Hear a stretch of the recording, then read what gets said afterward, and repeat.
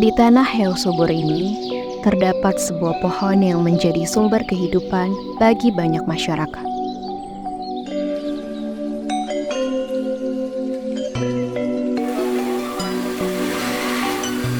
Di tengah hutan tropis yang subur ini, berdirilah pohon aren yang menjulang tinggi dengan daunnya yang lebar serta batangnya yang kokoh.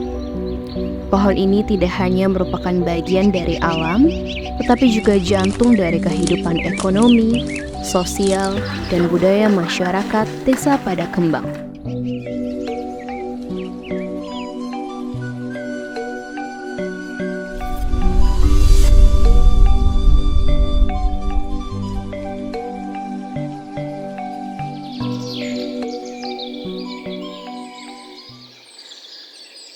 Dengan keberanian dan keahlian yang dimiliki, ia memanjat ketinggian untuk mencapai tangkai pohon aren yang berada di puncak pohon. Saya berangkat ke gunung menuju Sawung, badai nyanak lodong, rek nyadap. Dulu saya nyanak lodong ke Sawung, mangkat naik pohon aren untuk menggantikan air nira.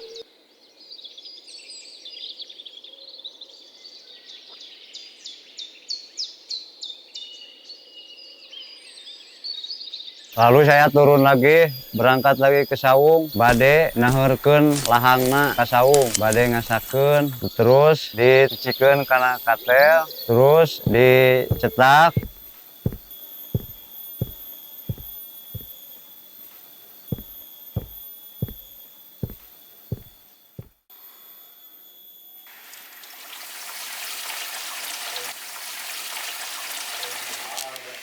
Selain menjadi bagian dari warisan budaya, produksi gula aren juga merupakan sumber pendapatan penting bagi petani. Kekengingan gula 10 bungkus, upami seueur lahangna hampir 15 bungkus sehari. Lalu habis nya aya nu meser kadieu datang ka Sawung. Nya teu nu maleser gitulah, aya 10 bungkus, aya 15 bungkus diborong kuno meserna ka dieu.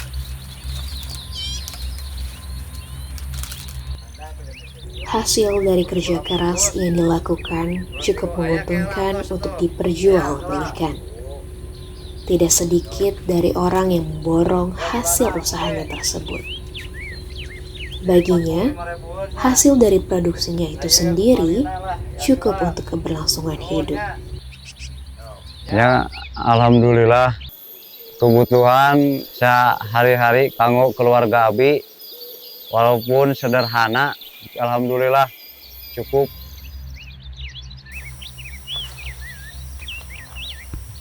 Walaupun banyak kesulitan yang harus dihadapi olehnya, ia tetap melaksanakan pekerjaannya untuk keberlangsungan hidup keluarganya.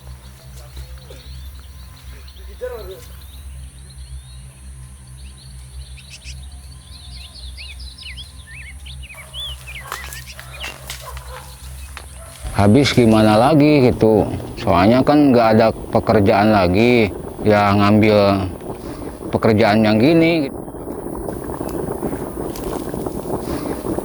Di balik pesona hutan desa Padakembang, tersembunyi proses yang memukau dalam pembuatan kolang-kaling dari buah aren.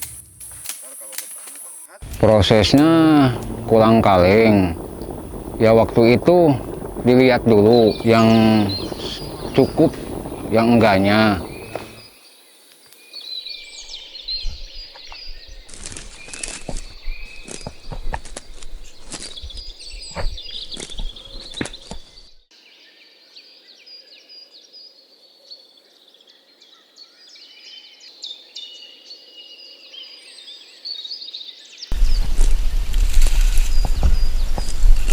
Terus direbus, habis direbus gitu ya, terus udah matang kasih kupas, habis dikupas udah jadinya dibawa ke rumah. Udah di rumah gitu saya diproses lagi, direndam sama air, udah direndam baru dipres, udah dipres gitu direndam lagi sama air. Bagi petani, kolang-kaling bukan hanya sekedar buah, tetapi sebagai mata pencaharian yang memberikan penghasilan cukup untuk mereka. Kalau sehari itu memang nggak tentu gitu. Kalau misalkan lagi lancar dapat 30 kilo, kalau nggak lancar malah paling minim 20 kilo gitu.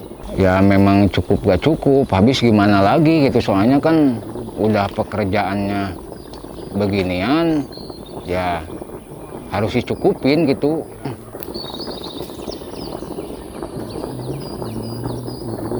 Kalau harga sendiri kan penjualan memang relatif lah, hitungannya misalkan per kilo. Ya kalau per kilo misalkan kalau ke Banar yang suka mengambilnya ke sini kan sekarang bulan beginian mah agak murah gitu. Misalkan ya ada yang ngeteng gitu ya, yang beli 10 kilo apa 5 kilo kan itu tektoganya yang gitu.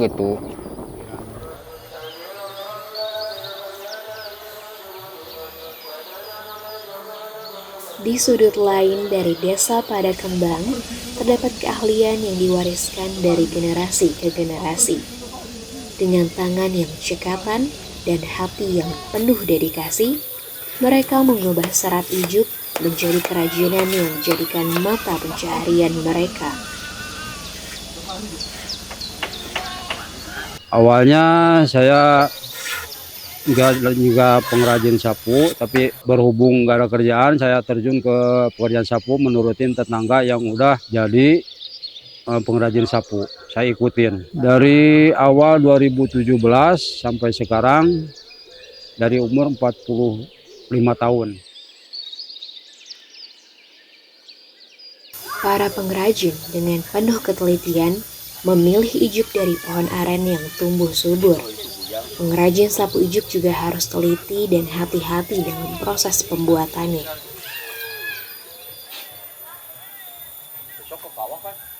Masalah kendalanya kalau lagi bikin sapu itu kita harus fokus. Kalau nggak fokus mungkin kita kena tangan atau kena golok juga.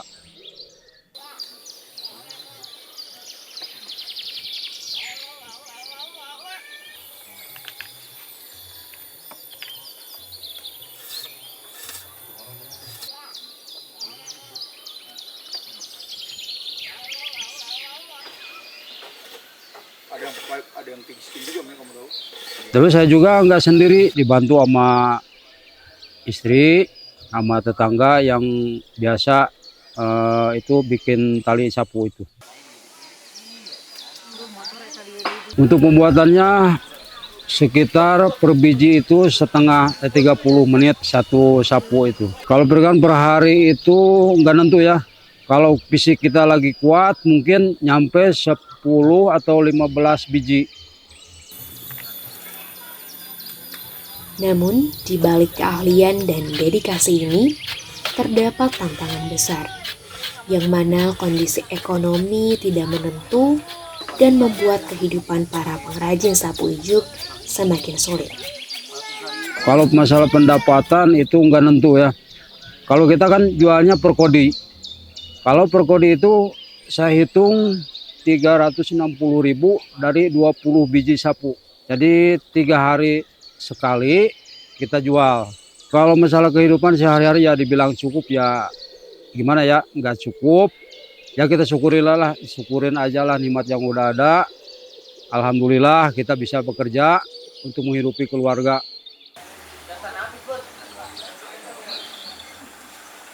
Sapu, sapu, sapu, sapu,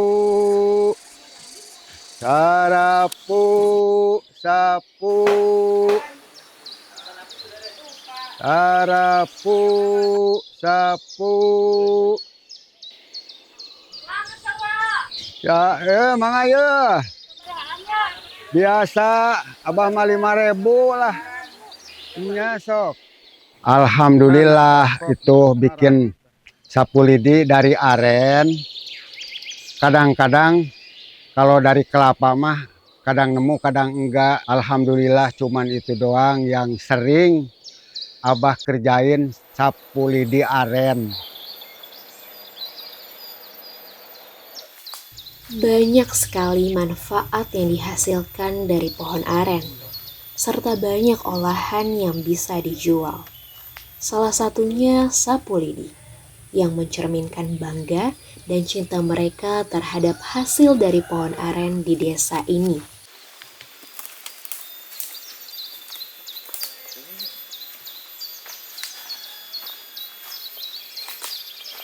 Pembuatan itu Abah kadang-kadang sekitar jam 7 baru berangkat sampai ke tempat. Kadang ya kalau yang udah ada tinggal langsung kerjain. Kalau nggak ada kadang nyari dulu.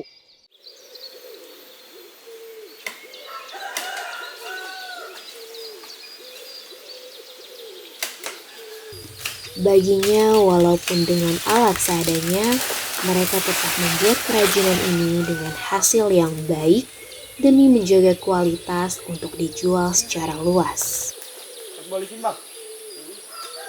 Kalau udah dapat, habis itu saya kerjain, udah dikerjain, kadang cuman ngebuang daunnya doang.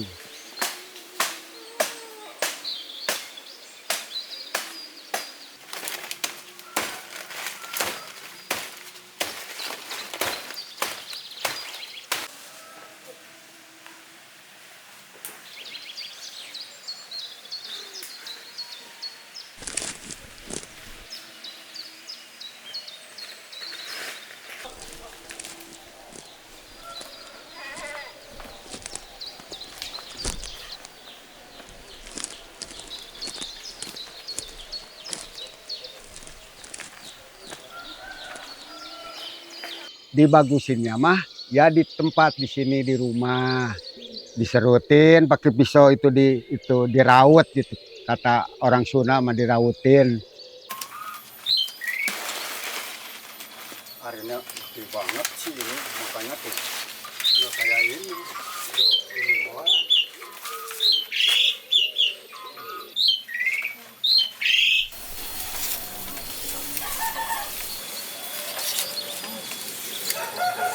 Ya habis itu ya udah diberesin baru kita ikat.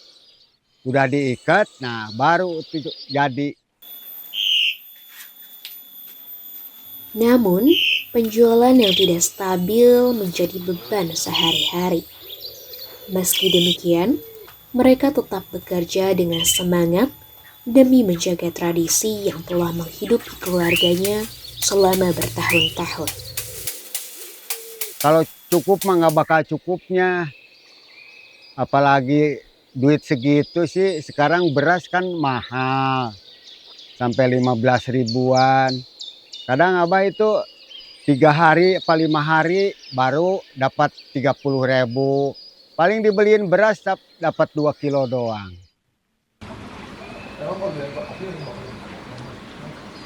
Untuk harapannya ke depannya mudah-mudahan ya semua pengrajin sapu yang ada di Tasikmalaya mudah-mudahan modalnya bertambah banyak, terus penghasilannya meningkat dan mudah-mudahan pada sehat aja. Penyadap pohon aren itu semoga sukses. Mudah-mudahan mah jangan sampai jatuh gitu ya. Mudah-mudahan sing lancar. Bisa ditingkatkan gitu ya ke pemerintah yang di tempat apa yang di pusat gitu ya harus ditingkatkan gitu yang pekerjaan yang orang yang kecil begini gitu. Di desa Padakembang, pohon aren telah menjadi saksi bisu perjalanan waktu, tumbuh dan berkembang seiring dengan kehidupan masyarakat setempat. Pohon ini tidak hanya memberikan manfaat ekonomi, tetapi juga menjadi bagian integral dari ekosistem dan budaya desa. Pohon aren yang luasnya mencapai 20 hektar ini dikenal dengan banyak manfaatnya. Dari akar hingga pucuk, hampir setiap bagiannya dapat dimanfaatkan.